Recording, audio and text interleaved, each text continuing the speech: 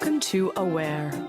We are dedicated to communicating information that inspires your positive growth and change. Are you interested in a peaceful planet? Are you interested in optimal health? Are you living with purpose? Are you enjoying your life? We realize each person can make a difference, and our mission is to empower your awareness. The choices that you make in every moment shape your life, and we encourage you to realize that you have your own answers and to always listen to your own truth. We invite you to stay aware.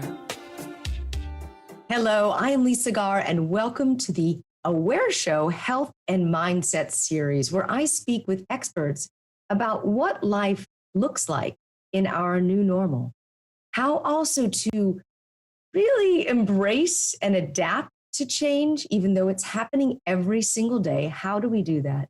And then maintain a healthy mind and body at the same time. Sound impossible? Well, it's actually possible because we have a show like this that offers solution-oriented techniques. And it's so much easier when you connect with a community, a like-minded community, while we are learning at the same time. So thank you so much for being here.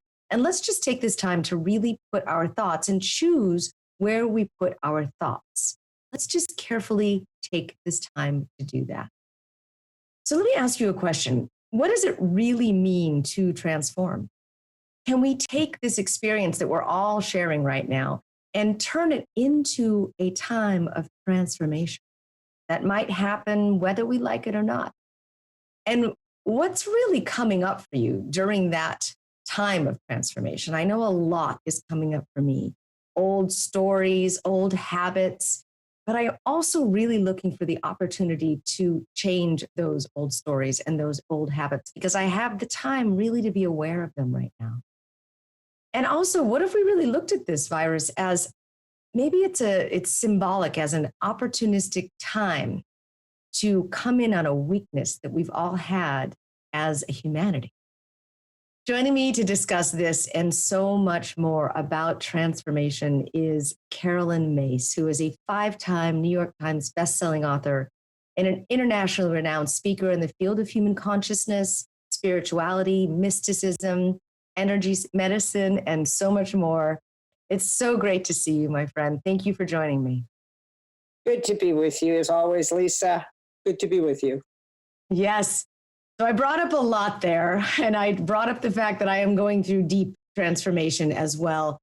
What is happening for you? What have you really learned the value of? I mean, one of the things you've learned the value. I think this is interesting. I think I've done 5 interviews on transformation in the last week,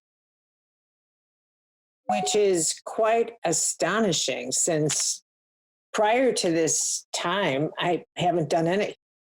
I mean, for forever. So obviously, the archetype is back in the forefront of our consciousness when in fact, we've been on a journey of transformation for 70 years, ever since we've entered the nuclear age.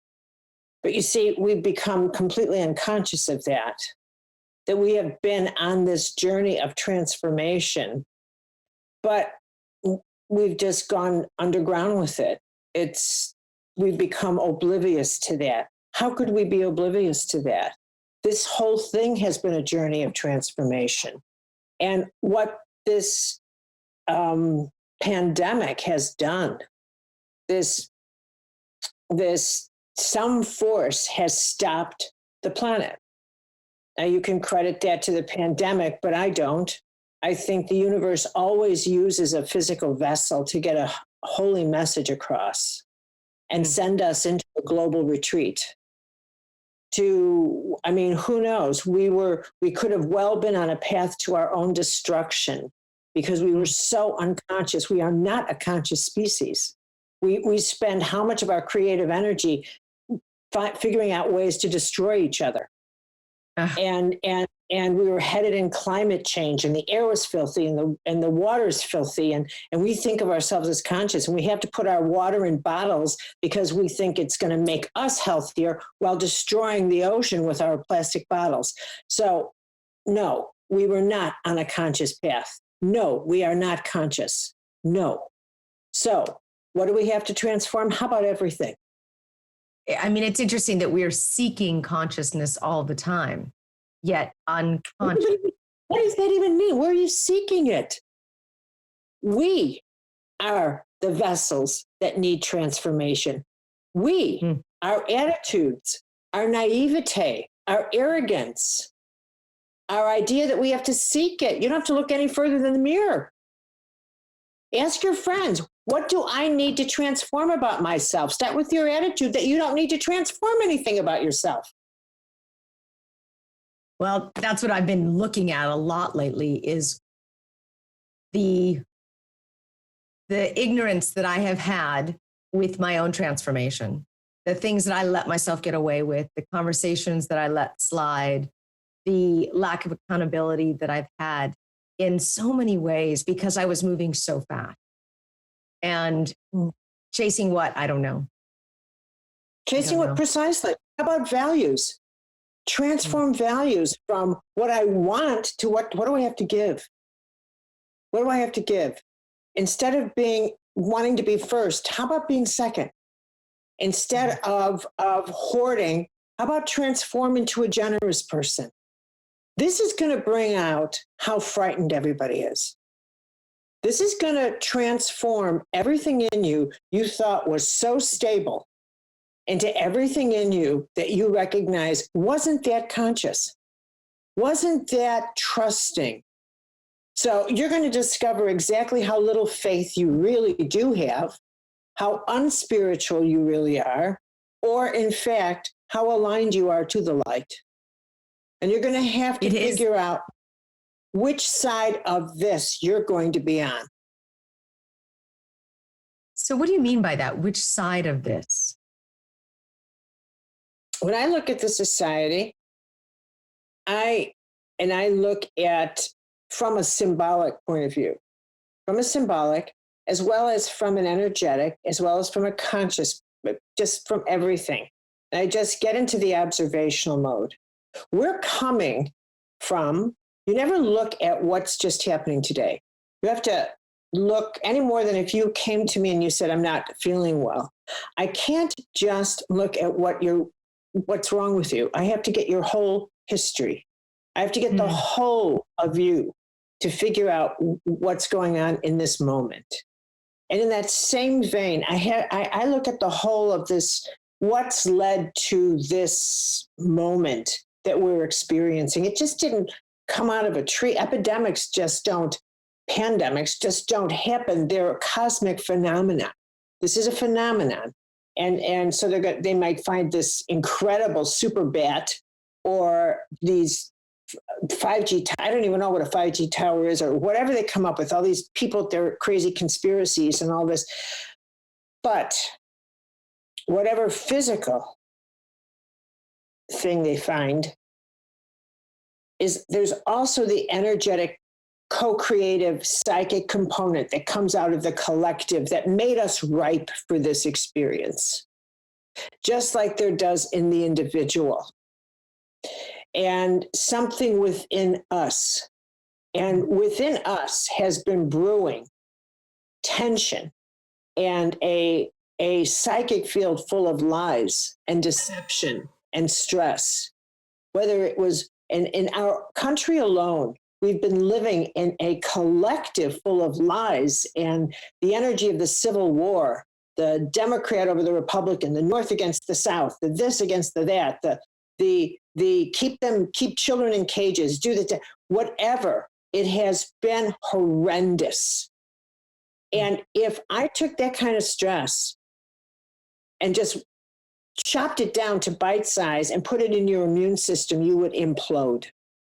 No human being can live in the psychic field of constant lies, not being able to tell what's true, what's not, because the soul is a vessel of truth. The soul, we need truth. If you don't have truth, how do you even have a relationship with someone? How do you even have a relationship? All your relationships in life are based on truth. Here, truth. You read a package of food. Are they telling me the truth about the ingredients? You talk to a friend. Are you telling me the truth about your ingredients? And now we live in an atmosphere where even our president is nothing but a lie. So much of a liar, we have to keep track. We actually have someone in the Boston, at the Washington Post, keeping track of his lies. We are so, and then Facebook, we don't know if there's lies on there, and there's fake news, and there's this, and there's that. Don't tell me that hasn't built up within us this atmosphere, this psychic atmosphere that's filled with free radicals, where it has absolutely tampered. It has infected our psychic immune system. So you really think we were headed in this direction, pandemic or not? We were headed in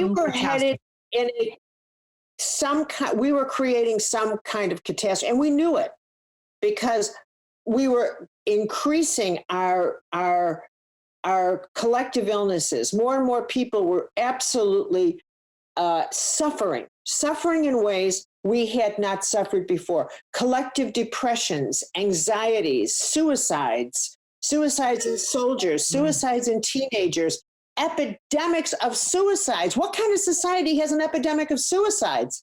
And the school shootings. Yes, the school shootings every day. Killings and deaths as a mass shootings every single day. What kind of society? And we don't see that as a measure of, I think there's something wrong here. I think there's a psychic disorder in our collective of an inability to process what makes someone go crazy when they know intuitively what I am sensing and what you're telling me is not true. I'm sensing something, but what I'm getting in the news, I'm getting gaslighted. I'm being lied to. And because you forget, we have become a psychic society, not just a five sensory one. And our whole psychic nature is sensing a reality that's changing.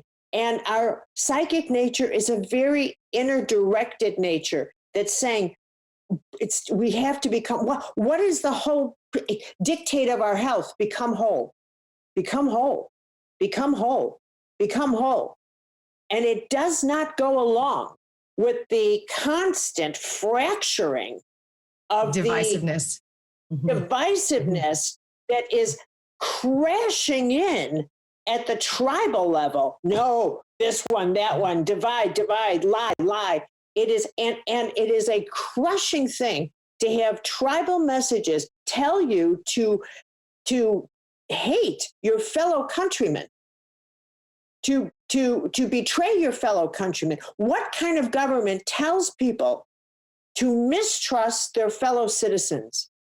When you know in your heart something's wrong with this government, if they're telling me to feel hostile about my fellow citizens, absolutely not. So all of this. Now, everything you're speaking about makes perfect sense to me. It's making sense to me as you say it.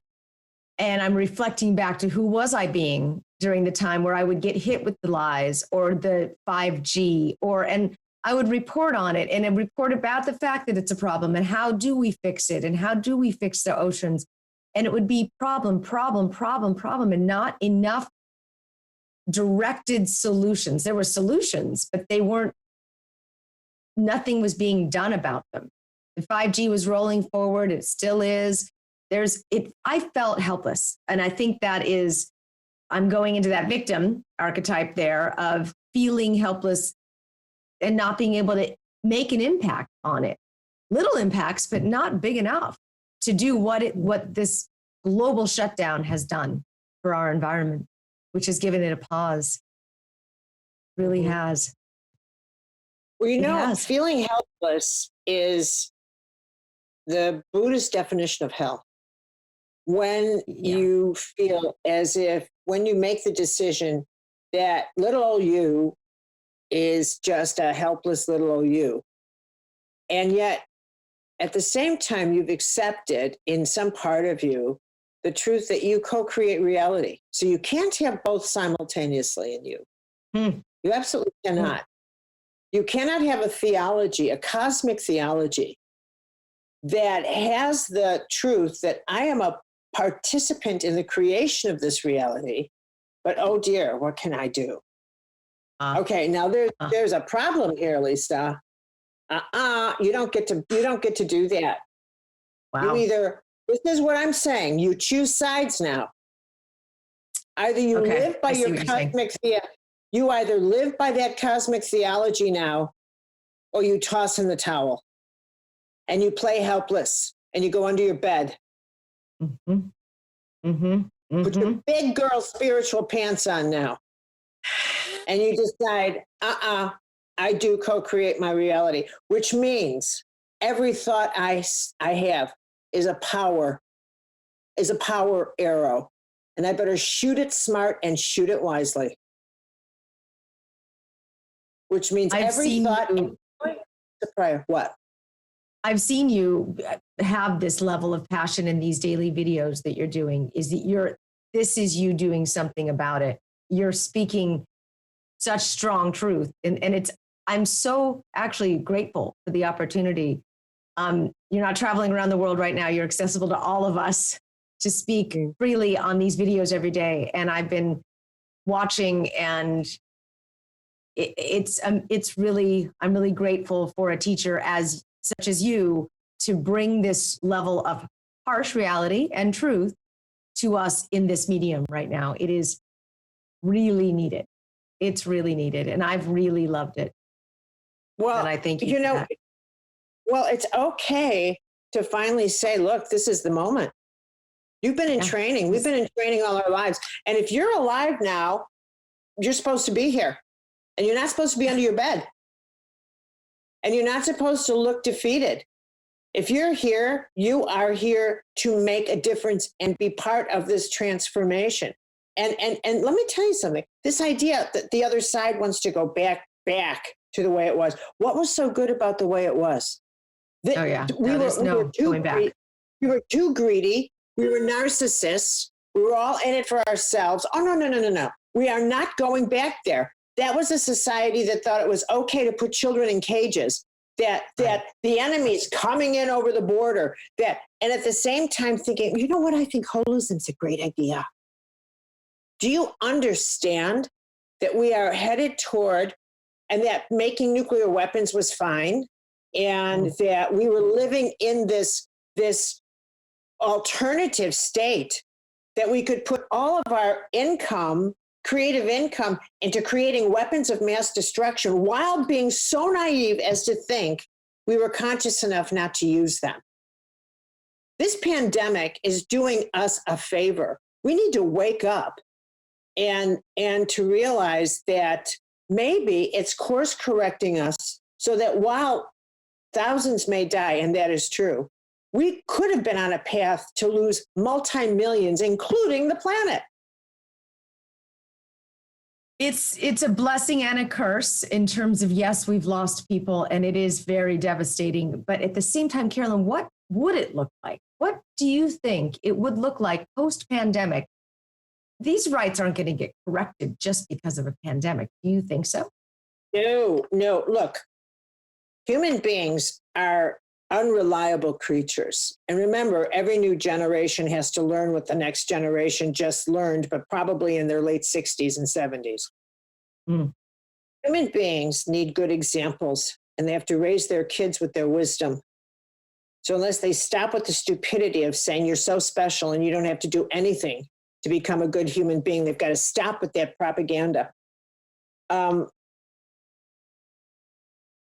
It's a funny thing, but throughout history, the better societies come out of tragedy. Yeah. And same with our lives. The better, look at your life. You become a better person because you've gone through something awful. Why would that not be the truth for a society? Because it is. When you get complacent and you get spoiled, you assume that you then go the next horrible step, which is entitled. And once you become entitled, you're spoiled fruit. Yeah. And then you start thinking you're extraordinary, other than ordinary. And once you get to that stage, what makes people want to be extraordinary is that it gives them the privilege of becoming a lawbreaker. That's what politicians love about being politicians, because in that state of being extraordinary, the dark privilege of it is that the measure of being extraordinary is how many laws you think no longer apply to you. Oh, I don't have to wait in line. I'll just call this person and they'll get a special place for me at the restaurant. I don't have to wait in line at Disney World. I just do this. I don't have to do this. It's what you no longer have to do that the ordinaries have to do. And that's how you measure extraordinary. I don't have to pay this parking ticket. I can get this arranged. I don't have to go to jail for my crimes. It just gets bigger and bigger and bigger. And that's the measure of being extraordinary. And then it gets to the point where you think the cosmic laws don't apply to you. And you become the person who says to me in a workshop, I can't believe this happened to me. I can't believe I got this illness. I'm so extraordinary. How did something like an illness happen to me? And you made me think we're really seeing there's so many wrongs that are being righted. We saw this starting with the Me Too movement and how that started to culminate just as this virus started, with some of the biggest offenders going to jail. And we're starting to see these paradigms are starting to crack open and end. Some of them are starting to, really the awareness that has been brought around the Me Too movement has been enormous. It would have never happened. I think the Me Too movement is yet another part of the self-expression movement that's so essential. But again, I don't like what it did to Al Franken. And I don't like what it's trying to do to Joe Biden. So there's a shadow side to all of it, like you say. There's a light and a shadow. We have a few minutes left. I'd love it if you could take us through just a short prayer, Carolyn, so that we can, a prayer for humanity, a prayer for reverence. We're going to continue this conversation in the next show because there's so much that I didn't get to that I want to speak with you about in terms of the sacred contract of us, of humanity, and the reverence that you have for grace, because that's very needed right now. And I've always loved your deep, deep reverence for grace.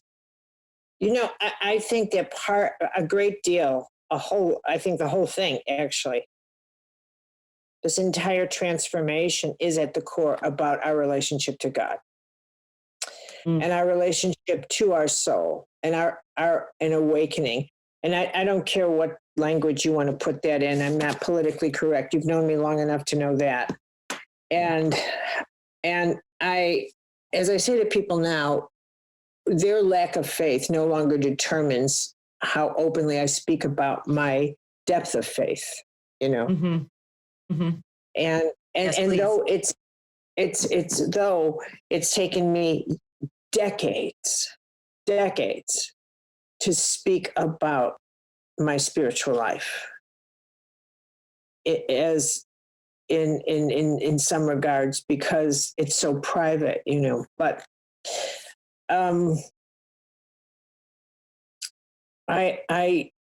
the power of grace is without measure the greatest force and the power of prayer. And I know for people, prayer, and first of all, I want to say that God has no religion.